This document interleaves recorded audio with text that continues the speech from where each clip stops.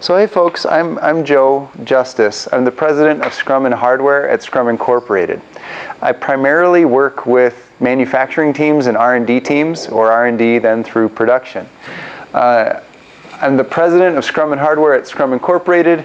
I'm the founder and CEO of Wikispeed Incorporated. That's a automotive manufacturing company, teeny tiny, but very global. We have very small operations in 23 countries. And that's run all with Scrum.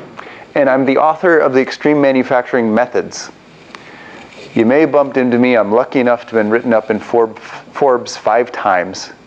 I've had the privilege of guest lecturing at MIT, Cambridge, Oxford University in England, and others.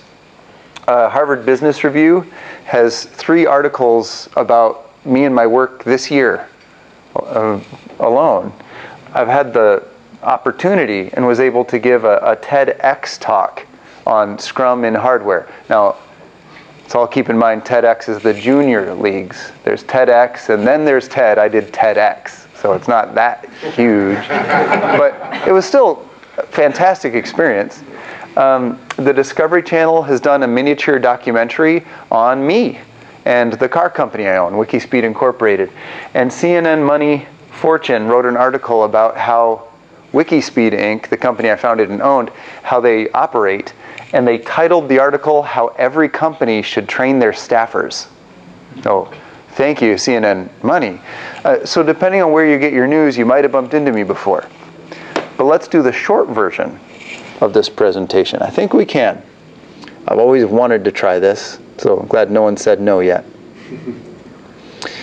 Here is Wikispeed.com, right? So there's one of our cars being driven by Translogic, one of the media programs that's covered us. There's our car. It's fast, it's ultra efficient, it's extremely affordable. It's the least expensive carbon fiber, mid-engine, rear-wheel drive, extruded aluminum thing in the world that you can buy. And it's all built with Scrum, and we have a lot of fun with it. I'd like to share an open letter I wrote to Tesla, and this is hosted on Wikispeed.com. And the article is entitled, Twice the Teslas in Half the Time. Here's what I've got for you. In 2006, I designed and manufactured the Wikispeed modular car. Very soon after, there was a whole team supporting me, but it did begin in my garage, at that time in Denver, Colorado in the United States. Now I live in Seattle, Washington in the United States. And that was the car. In 2010, Team Wikispeed produced the Scrum build server.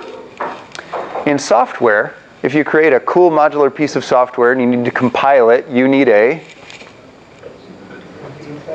build server. So we had cool CAD. Well, in the beginning it was me, but soon it was a we. We had cool CAD of cars we wanted to make, so we needed a... Yeah, and that would be a whole factory if I could afford one, but I just started in my garage. I didn't have $100 million to make a factory, so we had to figure something out. And it turned out we figured out was revolutionary, but none of us realized it at the time. Here's what happened.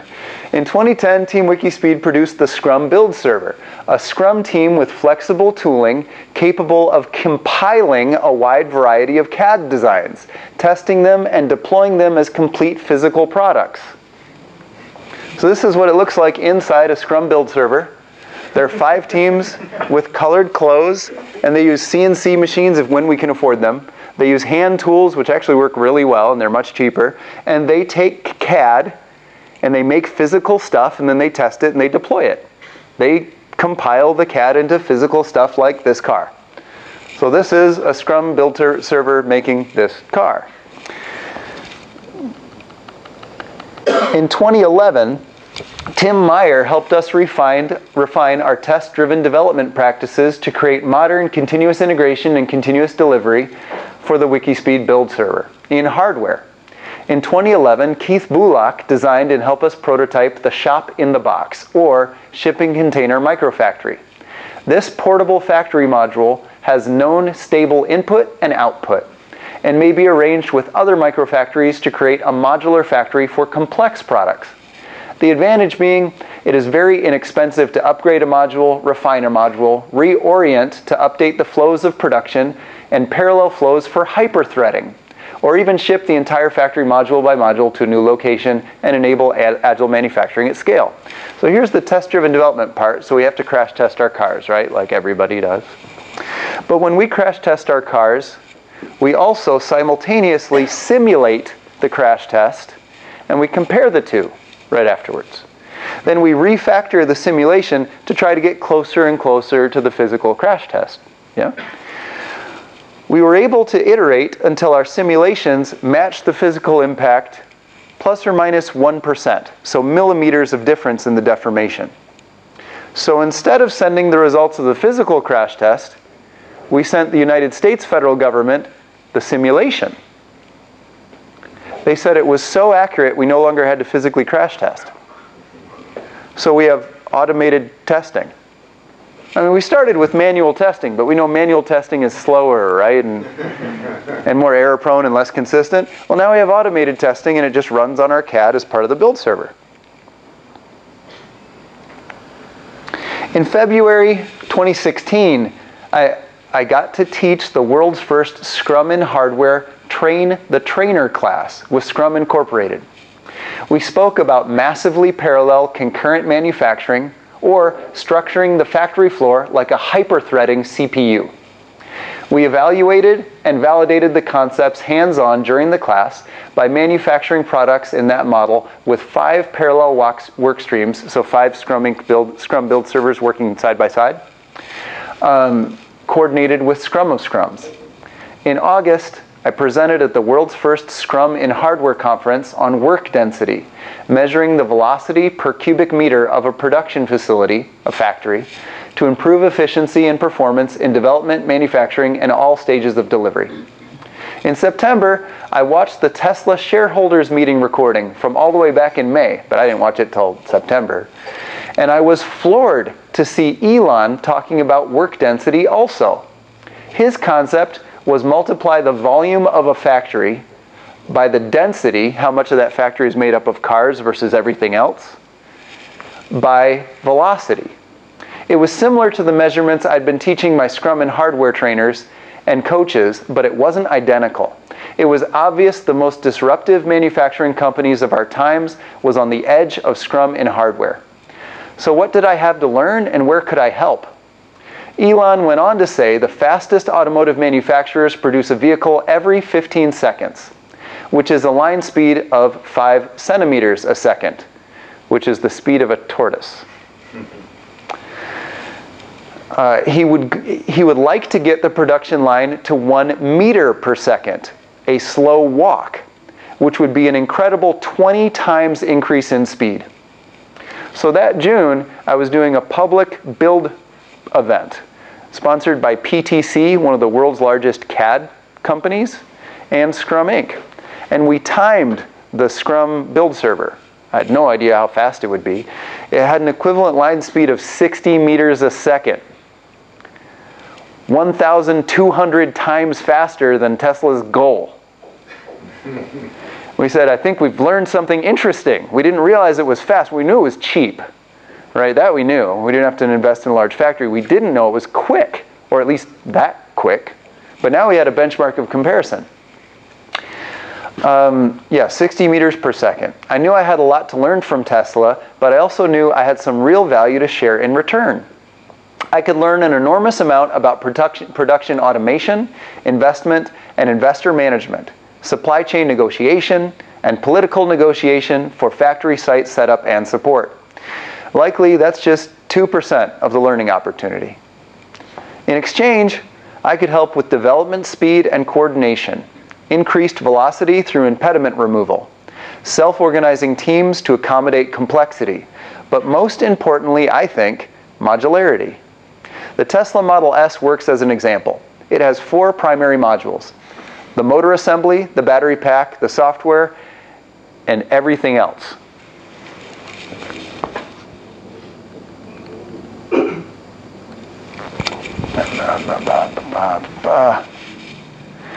The everything else hasn't changed significantly in 7 years. But the battery pack changes every couple months. The drivetrain changes a couple times a year. The software changes 14 times a month. Those 3 modules iterate quickly. The everything else is on the same speed as Mercedes. So they're not disruptive at all. The everything else is too much at once. If it were more modular, it could be faster, is the theory. The plastic front fascia has been updated, and that's a matching pace of innovation on this monolithic, unmodular chunk, similar to the development pace of all major automotive manufacturers. But that's not the big win. The big win would be the machine that builds the machine, the factory, and even the machines that build the factory. The factory is the build server. It's limited by how fast we can deploy updates and enhancements to its flow and production capabilities. This means modularity and enables massively parallel concurrent production, unlike sequential, single-threaded manufacturing used in most facilities now, or even feeder lines, which are essentially a math coprocessor for the single-threaded assembly lines. Can you imagine? It's like a factory is the analogy of a 286 computer. Single-threaded, no parallel processing. It doesn't even have a math coprocessor to help do some computation alongside. We'd like the build servers, the factories, to run like a modern CPU, like an Intel Pentium i7 with at least quad-core, so at least 4 threads of manufacturing happening simultaneously. That's not even happening. That's completely disruptive, apparently, to current manufacturing. They're all single-threaded. Dear Tesla production, Wikispeed has conducted simple tests to validate modular manufacturing. This has let us test many ideas quickly and cheaply. In the 6 years we've been doing this, we have settled on a production flow process modeled after a modern Core i7 CPU with multiple cores, onboard cache, and hyper-threading. This would give the world twice the Teslas in half the time. Actually, 1,200 times the Teslas, if our recent build-a-thon experiments are even close to reality. But just building a factory along these principles would still be out of date in minutes. Right? What if we made a $1 billion investment making that factory and someone had a better idea tomorrow? Right? So that's still not the win. Modularity inside the factory floor is manufacturing agility. We do this through grid or other geometric patterns. Each grid square is owned by a self-organizing Scrum team of 4 to 5 people trained in aggressive Scrum, not the mamby-pamby, non-accelerating Scrum we see all over Silicon Valley and much of the world. Each grid square has an input and output labeled clearly, and the acceptance tests for their input and output are automated if possible. The teams change the flow and negotiate I/O changes during the Scrum at Scale meetings every day for continuous improvement. It is currently the very fastest production and production improvement process we've seen anywhere, with the lowest defects rate and the highest employee satisfaction. That's a link to a Harvard Business Review that talks about that, Harvard Business Review article about the work I did at John Deere about that. Dear Tesla, if global climate change is reduced by the adoption of your solar panels and vehicles, and your products are not demand constrained, it would be environmentally responsible to consider Scrum and hardware production.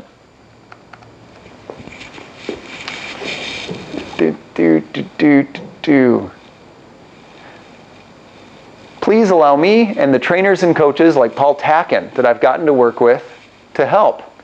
You can reach me at my email address. Here's a photo of some of the Team Wikispeed members right after putting on a car display with Boeing at World Earth Day.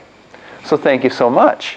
With that, I'd like to invite an intern who developed our automated steering and automated acceleration and some facial recognition and lane change tracking pre-processing over last summer as part of his internship. So in one summer, we went from a normal car to a car with autonomous steering and autonomous accelerating and some digital signal processing of the world around it. And it was all led by Jackson Rudd. Jackson, would you mind talking a little bit about how that worked? Hey. And you'll need to wear the little Mikey thing. Okay. It's going to be good. And I even have a picture that Jackson said he likes. I'll bring it up as you go. It's my favorite picture. It's good. Go ahead. All right. Do I even need this thing? Yeah, because then your voice is on the recording, otherwise it's not. Oh, I see. Okay, cool. Go for it. Cool. Hi, guys. My name's Jackson. I'm a student of math and statistics at Stony Brook, and I've been working in Agile environments for the last couple of years during the summer. But it wasn't really until last summer that a lot of the Agile ideas really kind of sunk in with me. So today, this little amount of time that we have, I'm going to talk about three things. I'm going to talk about me sort of having a baptism into the world of iteration and some of those Agile ideas. I'm going to talk to you about one of the algorithms I did during the summer, a neural network, which is an extremely cool algorithm, which I'll talk to you guys about. And you guys will be mini experts on it by the end of this. And lastly, I'm going to talk about how statisticians working on things like neural networks and Agilists working on things like Agile, in a lot of ways are actually solving the exact same problems and even using really similar methods. So, just to kick off, when I started my first day at Wikispeed, I walk in, and you guys saw some of the pictures. Like, you can look around and you see these people working on engines and carburetors and all these weird, confusing things I had no idea about. And I'd been spending the last year in college, just doing stuff with paper and pencils, and it's like, how am I going to help here, So I want to talk to Joe and say, I can't do this. I have no ability to do this. And before I can get a word out, Joe grabs me, and you guys met him, you can imagine him doing this, said, "Jackson, this is a giant piece of sheet metal and we need to cut a hole in it." So I try to explain to him, no, I can't do that. Like, I don't see a paper, I don't see a pencil. Like, I have no ability to do this. Can you tell me how to do it? Or we could look it up. And Joe said, "Jackson, this," and he hands me this giant weapon. It's called a sazzaw. It's as scary as it sounds, a sazzaw. And he says, "Jackson, with this weapon, I just want you to push the trigger and not kill yourself." So I grab this weapon, and it's shaking and vibrating, and it hits the metal, and sparks are going everywhere, and I can't hear anything, and Joe's laughing maniacally, of course, in the background. And then suddenly, the saw gets cut, and suddenly I'm moving instead of the saw, and I have to let go, and I break the thing, and I do nearly die against Joe's advice, and I am filled with shame. I've exposed myself as the hardware fraud that I am, and I look up anticipating Joe's disapproval for breaking his sazzaw, and Joe's just looking back at me like, "Why aren't you doing it again?" So I gathered myself, got rid of that flight or fight instinct and I tried again and again, and every time we tried something a little bit differently. And at the end of maybe 15 minutes, trying it maybe 8 different ways, we were cutting through this piece of sheet metal like it was butter. And there's a couple things that really struck me about this. And the first was that Joe actually had no idea how to do this. None at all. But more importantly, it's how weird my instincts were. I mean, I just spent the last 4 years in college, and my first thought was, I don't know how to do something, I better hit the books. I better ask an expert. And what Joe taught me with that in 15 minutes was, if you roll up your sleeves, if you iterate towards a solution, you can go from not knowing anything about something to feeling comfortable enough that you could actually teach somebody how to do it at the end of 15 minutes. So this blew my mind, completely blew my mind. And even cooler, it reminded me of a very awesome algorithm, which I promised I'd tell you guys about, a neural network. Okay, so has anyone here worked with those before? I believe it. Very cool. Okay, so for the rest of you, I'm going to give you some intuition about how it works, because it's a really, really interesting idea, and it's a very simple idea, and I'm going to explain it with a very simple analogy. So I want you to picture that you're on a beautiful countryside, okay? There's really high mountains and low valleys and this beautiful, tumultuous landscape, and you can't see any of it because you're blindfolded for some reason. And someone tells you, you have to get to the bottom of the hill, or to the lowest point around you. And so you can't see anything, so you have no idea how to do this. Do any of you guys have any idea about how you'd solve that?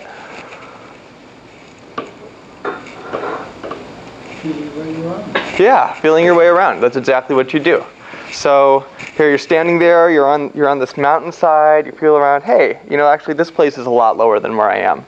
I'm a little bit lower. Feel around again. This feels about right. You just jump down and you're a little bit lower. Do this over and over and over again. Do it thousands of times, and you'll probably hit the bottom.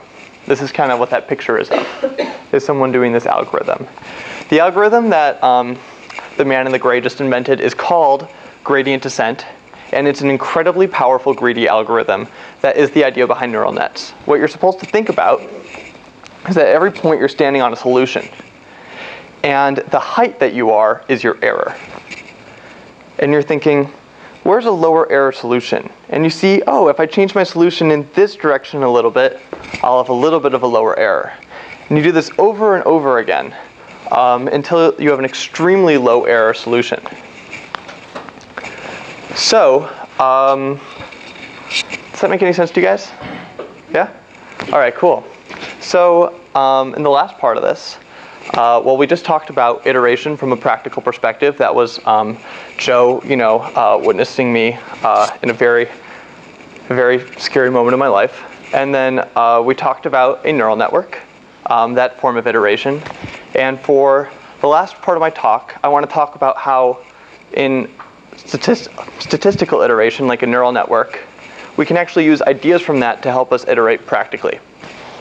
And I think there's so many examples of using statistics to help us in practical situations. But the example I want to give is to motivate the concept of a quick win. So here, who's heard about like a quick win before, or heard that word before in Agile? Yeah. So I always thought, what a dumb word, right? I mean, obviously you want to win. Why wouldn't you want to win quickly if you're going to win anyways? But after studying these algorithms, I actually see it's a really subtle and a really important point. And I'm going to try to explain that by talking again about our gradient descent algorithm, and more specifically and importantly, when it fails. So let's build up some intuition again. All right, we're on the side of a hill. In the beginning, we're able to make these big changes in the air because it's super steep. But as we approach the bottom, it's going to become a lot less steep. And we're not going to be able to traverse our error function as quickly. And when we're really close to the bottom, we're just going to be shuffling around. This is when we say, you know what, the solution's kind of close enough, let's call it good. Now, a neural network attempts to solve, so what would be the enemy of this type of algorithm? What would make it so that you would feel like you're at the lowest point, but you actually weren't? The answer is a ditch. A ditch is, you'd feel around if you were blind. You'd say, oh, okay, hey, this seems good, this seems low. And then you'd end up in this ditch. You take a step forward, backwards, right, left, and think, man, these are all higher error solutions. I need to shuffle around to lower my error. And now you're stuck in this ditch. You can't iterate out of a ditch. A neural network solves this problem by basically putting people all over the hill and starting them in a new place once they hit a ditch, maybe 6 or 7 times. So what does this have to do with quick wins? You could definitely think of quick win as the same as being able to quickly traverse your error function. So in the beginning, you take a step and you make these big, quick changes in the error function. You guys probably experience this when you're iterating on something. In the beginning, you make these big changes. And then you might step around and find yourself in a ditch and be shuffling back and forth. And that is when your win velocity is extremely low. And the only way that you can tell that you're in a ditch is when you're no longer able to traverse the error function quickly, aka you only know that you're in a ditch if your win velocity is really low. So what you get is sort of a mathematical model of why it's imperative to track your wins. You track your wins so you can't end up in a ditch, and you don't end up in a ditch because it's impossible to iterate out of a ditch. Anyways,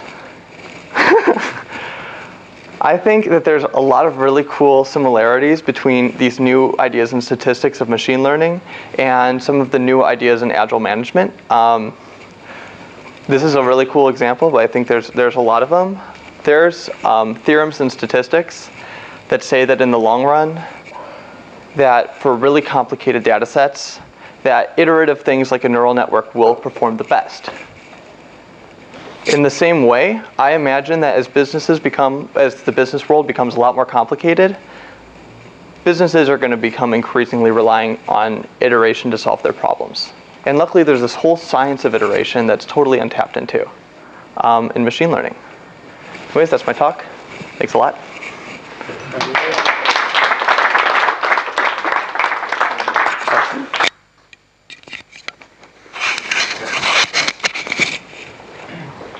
Bam.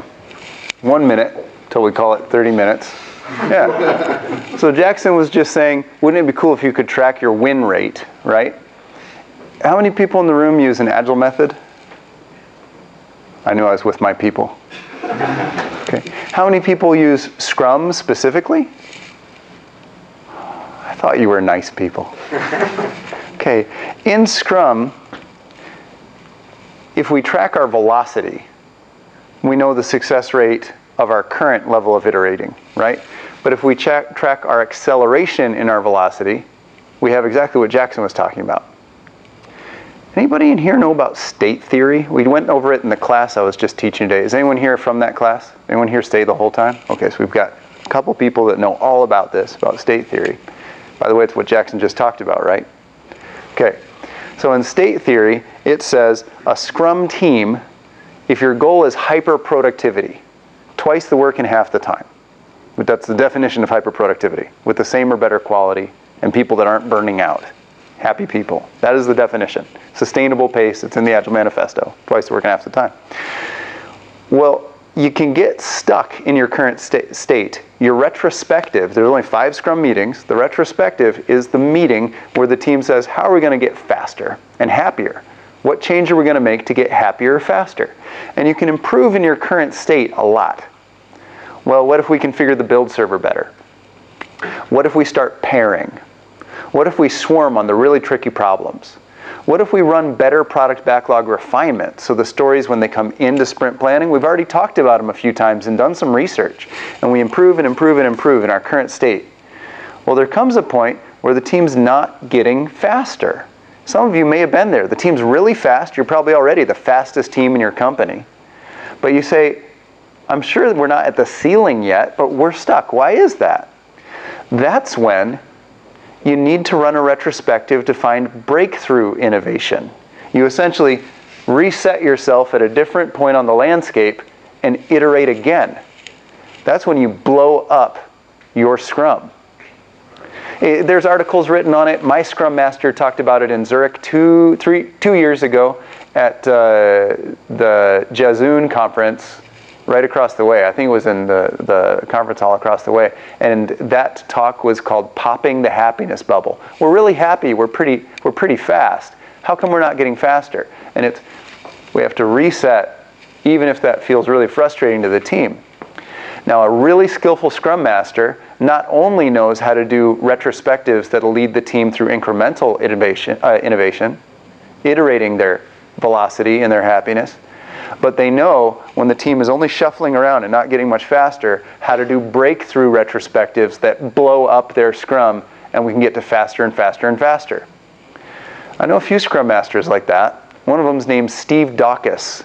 He works in the building with Amazon Robotics, the automated fork trucks that do the drones inside the factory at Amazon. It's about 30 minutes west of Boston, and I've worked with the guy, and he's got a team he coaches called the Mach Speed team. All their data is public. I highly recommend looking up all of it. Steve Dawkins, Mach Speed team. Their team is at 16.2 times the velocity they had in Sprint 1. He labels every sprint velocity and what they tried in their retrospective. So you have a clear map of what hit the breakthroughs. The incremental innovation, and it's exactly this. You see incremental velocity increase and then an explode. Incremental velocity increase and an explode. Here's the shortcut. Have any of you ever even heard of scrumplop.org, Pattern Languages of Production? That's what Steve does. When the team is no longer dramatically accelerating, he pulls out another proven Scrum pattern for hyperproductivity and says, team, would you be willing to support me in trying this? And they're big deals. They require rigor. They're XP practices, hard things to do. And he tries to get the team excited enough to try one. And when they do, the velocity blows up again and again and again. Folks, thanks for hanging out with us tonight.